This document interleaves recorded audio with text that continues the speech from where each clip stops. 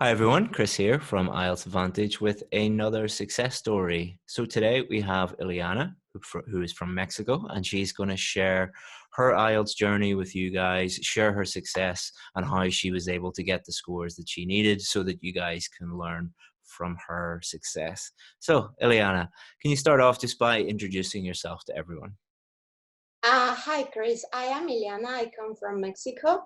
I have to tell the people that it's seeing that after seeing your videos, I could achieve the score that I want after trying this exam for like 5 times. So I want to say that I until I saw your videos and I study and I focus on your material, that's the moment when I achieved my score. I just delayed for 1 month to Hmm. get score. So it took you after we started working together, it took you about 1 month to get the scores that you needed? Yeah, but what it impressed me the most is that most of all with the speaking test, because the last time that I did the speaking test, I had 6, Hmm. and I consider my level it's good. But after seeing your material, I got 7.5. Hmm. So it was 1.5. And well, as I saw in all the scores materials or whatever, like I saw it was like really hard to increase 1.5 levels.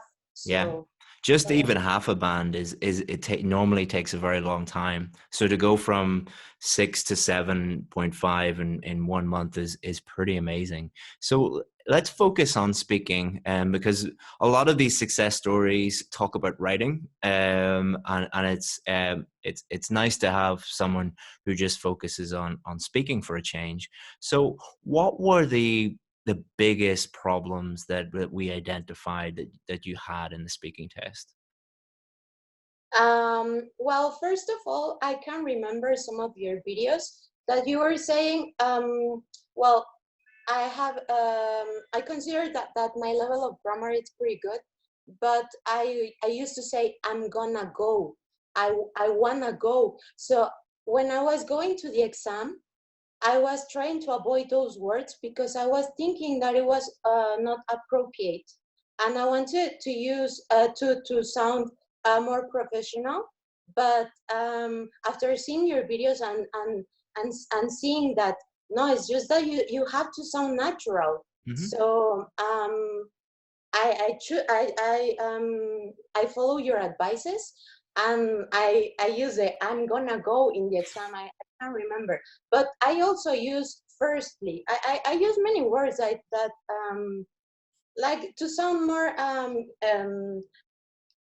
like that I can use many words. I don't know how to say, but that's one of the examples that I can remember the most. Yeah, it's a very common mistake, because a lot of people think that because it's a test that it should be very formal, very professional, and people who have no problem speaking fluent English in outside of the test, whenever they're sitting in front of an examiner, they become like a robot, and they'll speak like, Yeah. "Hi, how are you? My name is Chris," and that's just not how native English speakers speak English. You know, if earlier today, I was told my wife I'm going to go for a walk. You know, I didn't say I am going to go for a walk. See you later. I said I'm going to go for a walk. I'll see you later, and that is how native English speakers actually speak to each other, and that is what the examiners are looking for when they're looking at band 7, 8, and 9. Can this person speak fluently and naturally? So that is a misconception about the test that often leads to lower scores. Yes, I agree. And what were the other reasons that you think led to you getting a 6 in speaking? Because when I was having mistakes, I was getting so nervous. So I was stopping on the exam, Hmm. and then I was trying to search the word that I wanted to say in my head, and then I was doing like uh, so I had to train for this. I had to train to stop doing this bad habit, but Hmm. because then it becomes a habit. And yeah, that's one of the things. And well, most of everything had to be with controlling my nerves, because sometimes we just don't trust in ourselves, and that's most of the exams So confidence. let's talk about, there's two things there. One is controlling nerves and controlling stress, and the other is related to fluency. So let's talk about fluency first, because it's often a problem for students in the speaking test. They will stop and try and think of the correct word to use. They're like, then say something, and then and that will lower their fluency. And there's normally two types of fluency problem. One is linguistic, which is trying to think of the correct grammar or vocabulary, and the other one is content, which is trying to think of ideas, really, or things to say. Which one affected you more? I think searching for words. I wanted to show the person that I was examining to me that I have a large vocabulary.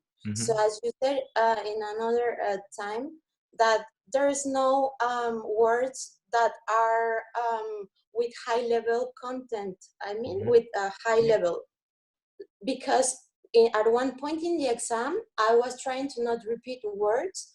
And at one point, I got stuck in one word because I was searching for the synonym.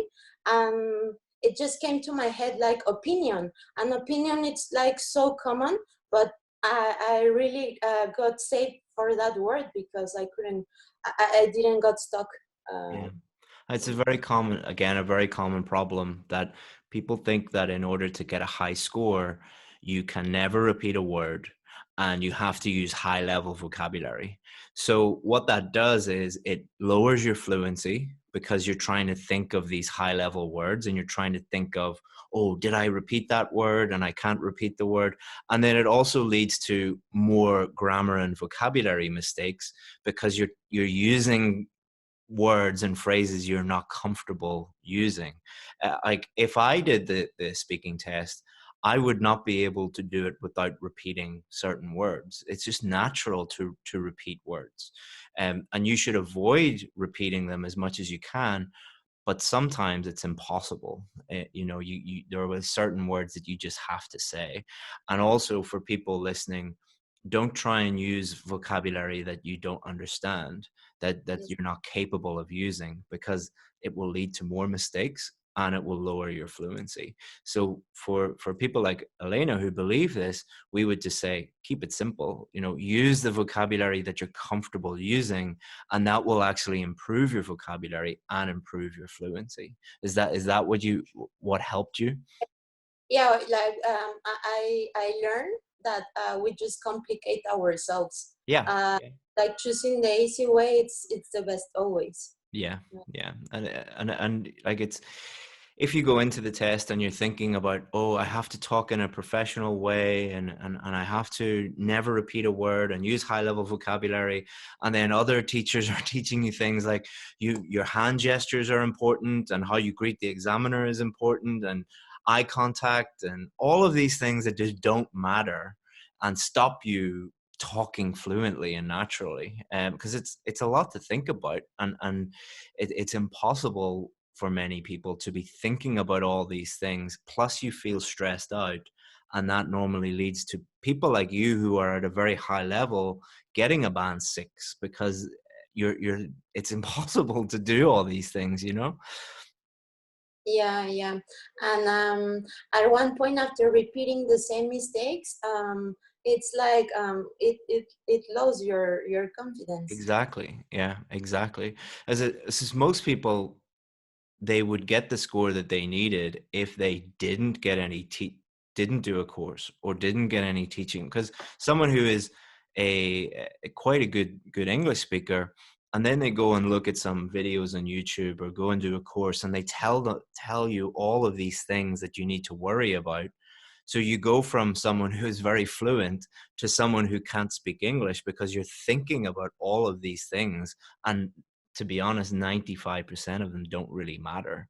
So when people start to work with us, what we tell them is unlearn all of those things and just Yes. keep it really simple, and focus on clearly communicating with the examiner, and talk to them like you would talk to a friend or a colleague, not try and do 20 different complicated things, because that just is really difficult to do. And why make it more difficult than it needs to be, you know? Yeah, and what I want to make to other people to get known is that at one point you start to study from different sources and you Mhm. get twisted in your head. At one point you don't know which sources you should rely, you should trust. And until I got your material and I started to get consciousness about that I had to trust on someone, I could achieve Yeah. my goal. It's very similar to, I was reading an article recently where it was saying why people find it difficult to lose weight and to diet, because there's so much confusing information about diets. Like, some people say eat 6 meals a day, some people say eat 1 meal a day, some people say carbohydrates are good, some people say carbohydrates are bad, some people say low fat, some people say high fat, and people get so confused that they just don't do anything. And it's the same with IELTS. If you go onto YouTube and look at part two speaking, you will find like 17 different methods for, and that's so confusing that people just either give up, or when they're in the test, they can't speak properly, they can't speak fluently, because they're thinking about all these strategies instead of just following one, you know? Yes, yes. It took me just one month to get the score just with the Yeah. videos. Just follow It's one person. It doesn't have to be me. It can be, you can follow another person if they're good at teaching you and they know what they're doing. Just follow them, and avoid following 50 different strategies. You know, let's say it doesn't need to be that complicated. So we also talked a little bit about feeling nervous and feeling stressed. A lot of people don't get the score that they deserve because they feel so stressed and so nervous, and they don't perform very well. What advice would you give someone who is feeling that way? um what it really helped me is that uh, um, from the beginning of the exam, like they start to give you like warm up questions. Yeah, So you have to really calm yourself with those ones. And I really believe that it's because that's why they are asking about yourself to yeah, not make it like hard. yeah, What I was doing is that I was giving long answers at the beginning, and at the end, I was like answering so shortly. So I was trying to calm my nerves, to doing the opposite, to starting to do briefly questions, but like not so fast. And according to the exam was advancing, I was increasing my level of response, my answers. yeah. The part one questions, like, you know, are you a student, or do you work, or do you live? Normal everyday questions are really just to ease you into the test. And then later on, they will ask you more difficult questions, particularly in part three. And what a lot of students do is they will memorize really good detailed answers for the part one questions that they're expecting. And Yes. then they will be asked really difficult questions that they weren't expecting in part three. And they'll say, I don't know. So, you know, the examiner is not judging you on your responses really to where are you from. They're judging you on your ability to answer questions you're not comfortable answering, because anybody can answer where are you from, but it's more difficult to answer those part three questions. So I would Yeah. always say to people, do attempt the part three questions and try your best with them. Again, they're not testing your knowledge, they're testing your pronunciation, fluency, grammar, and vocabulary. So ease into the test, and expect difficult questions. The more difficult the questions in part 3, the higher your band score is normally going to be, because they will ask you, if they think that you're a, band 4, band 5, they'll ask you easier questions. But if they think that you're band 7, 8, or 9, they will ask you more and more difficult questions to really stretch you, and stretch your ability to test you in different ways. Yes, so that's why I reduce my nerves. I Yeah. use the part to warm up. Yeah, just use part 1 to warm up, and also the more preparation you do, the less nervous you're going to be, and to put the work in before the test and do the hard work then, and then you'll be a lot. The test day will be much easier. Most people do it the opposite way around, so they procrastinate, they don't do enough work, and then on test day they find it very, very, very difficult. The more hard work you put in before the test, the easier test day they will be. And that's what I find with my students. Yes, yeah, Excellent. I totally agree. Thank you so much, Ileana, for sharing that knowledge, and congratulations on getting the scores that you need again. And I wish you the best of luck in the future. With now you've got the score that you need. The world is your oyster, and you can go and do whatever you like now. Thanks to you, Chris. You're welcome. You're welcome. Thanks, Ileana. Bye-bye. Hey, Chris here again. Hopefully you enjoyed that success story video. That student was part of our IELTS VIP course. And on that course, we show students exactly where they're going wrong and exactly what to do to get the score that they need. And we give them all the help and support that they need in order to get a 7, 8, or even 9 in their IELTS test. Now, we only work with a really, really small number of students. Because of the level of help and feedback and support that we give students, we can only work with a very, very small number of them. But we also have more success stories than any other online or offline course in the world, which has created a huge amount of demand for our course. So we're the only course in the world, I believe, that has a very, very, very long waiting list. If you want to join that waiting list, all you have to do is just click here and you'll be able to add your name, add your email address, and then when one of our students becomes successful and leaves the course, the next position can be for you. Hopefully see you in there. Bye-bye.